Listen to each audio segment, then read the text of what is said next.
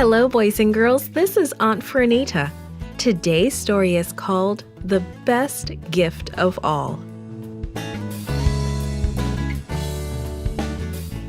Today's memory verse is from John chapter 3, verse 16. It says, "For God so loved the world that he gave his one and only Son, that whoever believes in him shall not perish but have eternal life." The message is Jesus is God's special gift to me. Have you ever been in bed and not able to sleep? What do you hear? Mom and Dad in another room? An owl hooting or dogs barking outside? What about the sound of traffic? There are all kinds of noises at night. What are the sounds you might have heard the night Jesus was born? The night all of God's promises came true. Imagine that you are there. If you listen closely, you might hear busy people passing outside, or the sounds of donkeys and horses neighing and shifting in their stalls, and the crackling of hay as Joseph and Mary find a comfortable spot to lie down. You might even hear Joseph's kind words as the baby is born. I'm sure you'll hear the baby's first cries. Now look at the baby. He is like other babies, small and a tiny patch of dark hair on his head. Look, even his eyes are closed. His feet and his arms reach through the air for the very first time. Look a little closer. That baby is Jesus. Now look around you.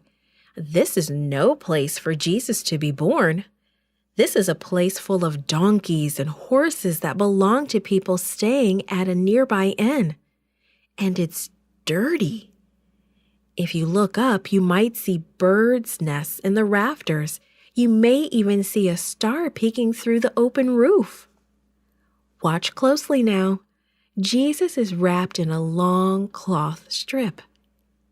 He is rocked gently in Mary's arms, and then Jesus is taken to a manger filled with hay where he goes to sleep. Now that doesn't sound like the Son of God. That's impossible. Surely no one would have to take care of God's Son. Before Jesus was born in a stable in Bethlehem, he was a promise. Just after Adam and Eve had sinned, God had promised them that someday a special child would be born. That baby would destroy Satan and all his temptations. That wasn't the only promise fulfilled that night. God had told David that one of his great-great-grandchildren would be the Messiah. Messiah means promised one. Both Joseph and Mary were David's descendants. God's servant Micah had written that the Messiah would be born in Bethlehem. And he was. In one day, all of those promises came true. Jesus had lived in heaven.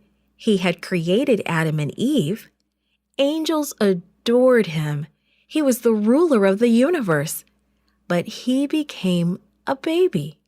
He needed a mother and father to take care of him. He slept in a place where animals usually ate. Why, you ask? Well, Jesus loved us too much to be separated from us. He wanted to live with us so he could show us a way to live with him. He had promises to keep, promises to all of us. He said he would come again, and he will, soon and very soon. This podcast is read by Fernita Buddy for Gracelink.net. Created and produced by Falvo Fowler. Post-produced by Faith Toe at Studio El Piso. The theme music is by Clayton Kinney. Animation and artwork by Giogo Godoy. The audio engineer was Karel Holness. For more information, please visit Gracelink.net.